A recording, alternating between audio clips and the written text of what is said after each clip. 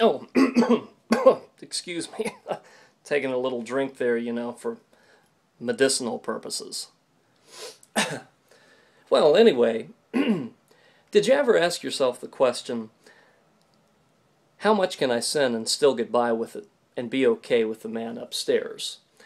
When we ask ourselves this question, I think that we automatically default to the answer that says, well, as long as the good outweighs the bad, I should be okay.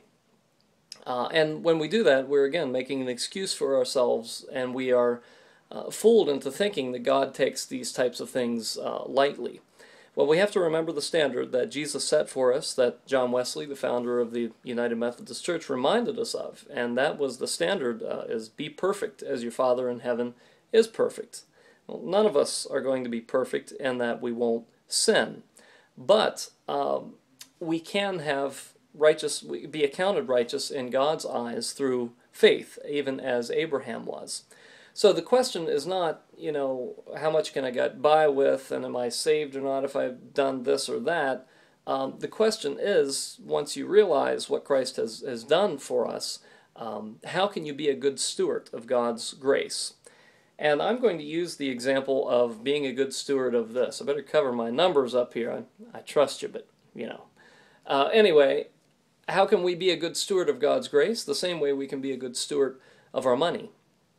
Martin Luther, the great reformer, said that when we sin, we owe a debt, and we can't pay that debt. So basically, God gives us a debit card, and we then draw upon the riches of Christ's grace and mercy, which are infinite and a never-ending supply. He's got a never-ending supply of money or grace that we can draw upon. The opposite of that would be the Catholic perspective, which says, yeah, you've got a debit card, it's got your name on it, but you are also expected to put a little money into that account too from time to time. So did you do your chores? Did you go to Mass? Did you go to confession?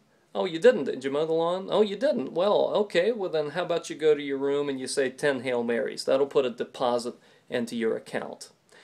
I find both of these somewhat insufficient because they keep us wondering about our salvation. The main point of John Wesley's theology and the Methodist theology is to have assurance of our salvation and to know that we are saved. So the Wesleyan way of looking at this would be to say, yeah, there's an infinite amount of grace available to us, and yes, God has given us a debit card, but God has also said to us, like good parents do, okay, we'll give you this debit card, but it's our house and our rules. You're living under our roof, you live under our rules. And, that card has your name on it. You can draw from the riches of Christ's grace anytime you need to, but you do have to renew that card. You see, I've got an expiration date on this. And that keeps us close to God. It keeps us coming back to God and asking each other, how is it with your soul? To renew this card is our responsibility. Salvation is God's initiative, and it's the free gift. God gives everybody the same shot at it. But we do have responsibility after that. We're not saved by our good works, we're saved for our good works. And God, as a good parent, wants to teach us money management or grace management. So our conduct and our good works do matter. There's a wonderful hymn that says, we've grieved Christ by 1,000 falls. And one thing is for sure, we've all sinned and we fall short of the glory of God, and each and every one of us obviously stands in the need of Christ's grace. And God's purpose is not to cut us off. That's not it. It's just the purpose is to know that when we draw too much out of that account, in other words, when we ask the question, how much can I get by with? Can I do this? Can I do that? When we sin, it does grieve the heart of God, and our faults, no matter how small they are still the things that drove the nails into Jesus' hands. So, until we meet again, seek to please God in all your ways, and remember that Christ, our Passover Lamb, has been sacrificed for us.